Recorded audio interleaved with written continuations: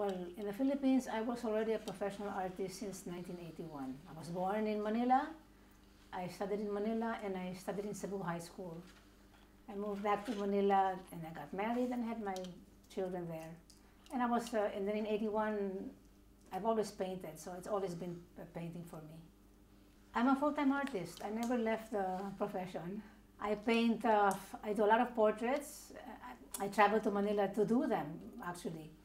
And then here I teach, I give art lessons privately, private tutoring. And then I have exhibits on and off, all the time. Every 2 years I have a show.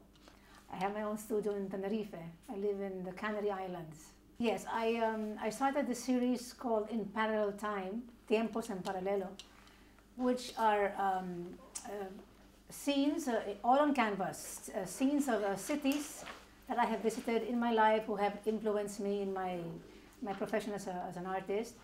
And I've put them fused into one painting, all on canvas, is the past, which is in black and white, and the present, which is in color. And they both existing at one moment on the same canvas.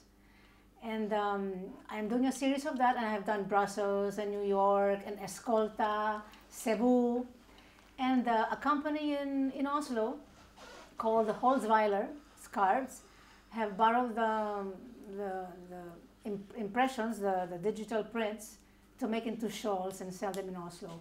And they printed, I think, 7 of the shawls and sold them there in autumn season and spring. And it's sold in Oslo, and I'm very proud of that because it was getting into fashion for a while there. And I'm very proud of that because, you know, being a Filipina, it's not common to, not many people know about it, but they should take a look at the website of Holzweiler. I have been told that during the fashion shows and the presentations of the designs of the different seasons, she had purchased all the 7 copies, all the 7 shawls of those paintings that I've made.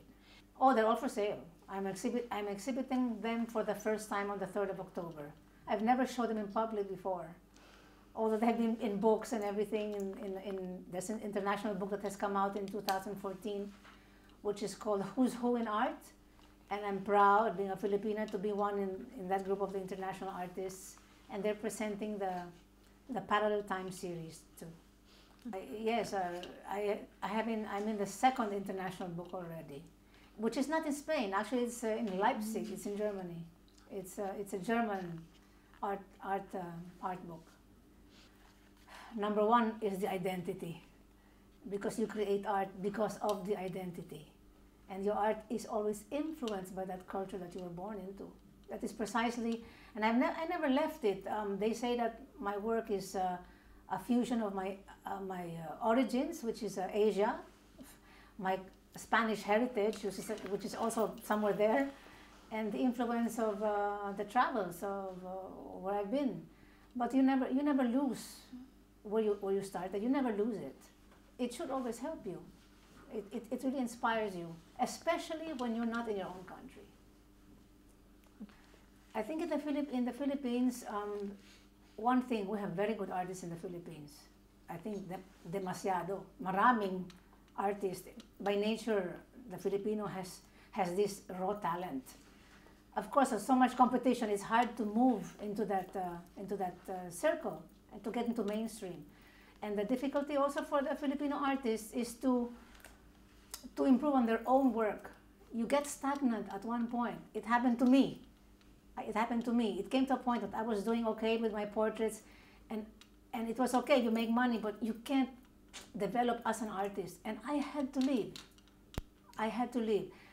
But I always have to go back because, you know, you get inspired there. Now, for Filipino artists, I think, do what you want to do. Nothing stops you from creating, and always create. Never copy somebody else, because the tendency is to copy.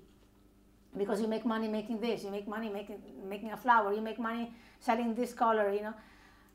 Do it, but always be prepared to create. And I'm happy that the young people now, I think in the Philippines, they're moving to Singapore, they're doing good in Hong Kong, they're doing good in Japan, and they're in the US.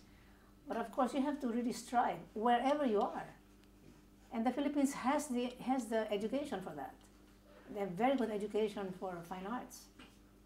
Okay, thank you very much, Mrs. Isabel. Thank you.